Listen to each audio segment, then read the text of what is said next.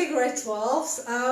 I didn't initially think that I was going to revise the cadences with you, but I thought let me do it in any way, just quickly for you. Okay, so as you know, we have 4 main cadences. So it's our perfect cadence, and you can see that I wrote examples here on the board of them.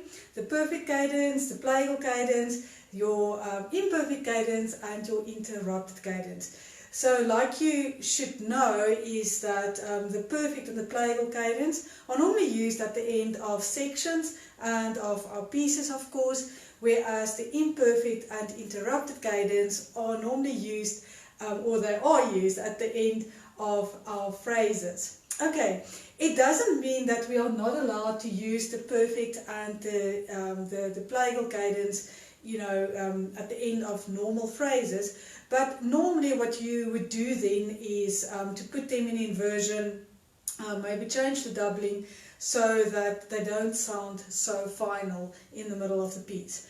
Okay, so that's just a little bit about where they occur. Okay, now let me just quickly get you out of the way for you. So there you can see there's your perfect cadence. So of course that is called 5-1. And it can either be used, well, all your cadences can either be used in major keys or in minor keys. And then you have your plagal cadence, so that's chord 4 to chord 1. We have our imperfect cadence, which is chord 1 to 5. And then lastly, we have our interrupted cadence, which is chord 5 to 6. Please just remember that with your interrupted cadence, it's a chord 5 to 6, and whenever chord 6 is preceded by a chord 5, you have to double the third of chord 6, which is basically the tonic note, because it's got a very strong tonic function there, and that's why you have to double the third, which is the tonic.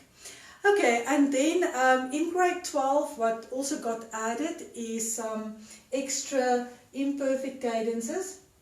And I wrote them here on the board as well. So that would be a chord 2 to 5, but please just note this is only to be used in major keys, and the reason for that being that in a minor this is going to be a diminished triad. Okay, so then another option is also chord 4 to 5, chord 6 to 5, and then lastly also chord 7, which is a diminished triad, to chord 1.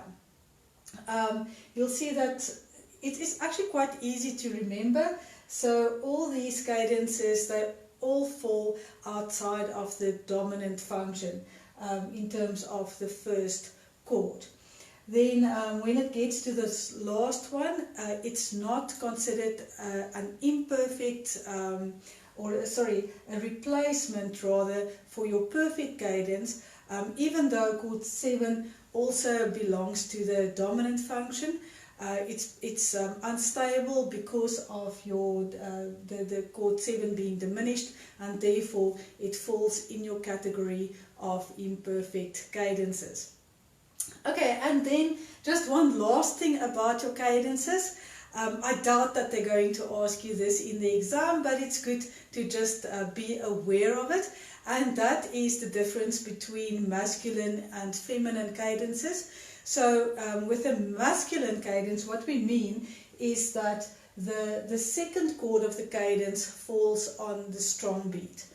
And with a feminine cadence, the first chord falls on the strong beat. So I wrote this imperfect cadence and the interrupted cadence in its feminine form. So there's not a bar line in between, and you can see that my strong accent falls in both cases on the first beat, obviously. Okay, and that is just a quick revision for you of cadences.